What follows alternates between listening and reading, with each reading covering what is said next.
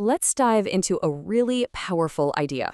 Something that might just change how you think about money and, well, even how you think. We're talking about what happens to your brain when you finally hit a certain level of financial stability. It's a mental shift, and it can fundamentally change how you operate in the world. Okay, picture this, because this feeling right here, this is where it all starts. It's that visceral moment so many of us know, that little knot of anxiety in your stomach while you wait for that approved message. We're about to explore what happens when that knot just disappears for good, what that mental freedom actually means. So let's get into the problem. What is financial scarcity really doing to your brain? Turns out, it's not just a feeling of stress. It is a measurable cognitive burden. This right here is the key concept, and it comes from a pretty fascinating Harvard study. They call it the bandwidth tax. The best way to think about it is like this. Imagine your brain is a computer. This tax is like running a huge, clunky program in the background, 24/7. It slows everything else down, leaving way less processing power for creativity, for long-term planning, for solving complex problems. So if this tax is constantly draining our mental energy, what's the actual damage? What's the real cost in quantifiable terms? How much brain power are we really losing here? Well, the answer is kind of staggering. Yeah, 13 points. The study found that intense financial stress can drop your functional IQ by as much as 13 points. Now, to put that into perspective, that's about the same cognitive hit you take from pulling an all-nighter. You are literally not as smart when you are worried about money. And this just lays out the two realities perfectly, doesn't it?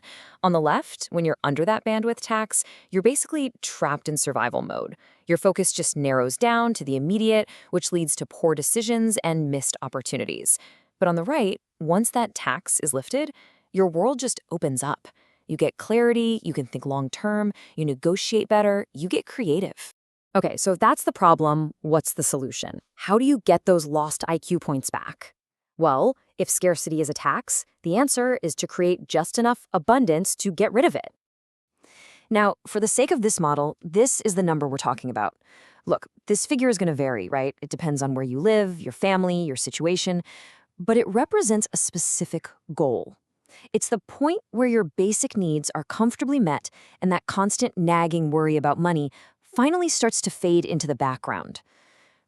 And this is absolutely crucial to understand. The goal here isn't to buy a fancy car or designer clothes.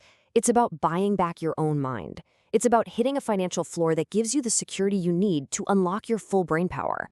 What happens next is this amazing positive feedback loop. First, you secure that financial floor.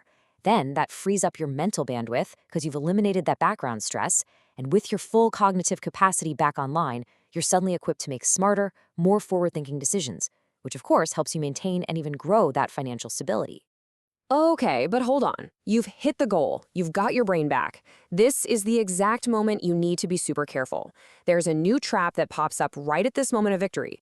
You finally have some breathing room, right? And the temptation, oh, it's strong, is to immediately reward yourself with a big lifestyle upgrade. You feel like you've earned it.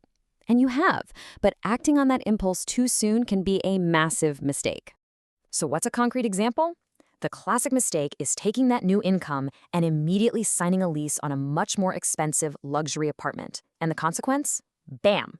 You've just jacked your expenses right back up, instantly putting yourself under the exact same financial pressure and scarcity mindset you worked so hard to escape. You've essentially put yourself right back in cognitive jail. So the real takeaway is this. Hitting that financial floor, it isn't the finish line. It's the starting line. It's the moment you get your most powerful asset back, your fully functioning mind. The question isn't just about how you get there. The real question is, what are you going to build, create, and achieve once you do?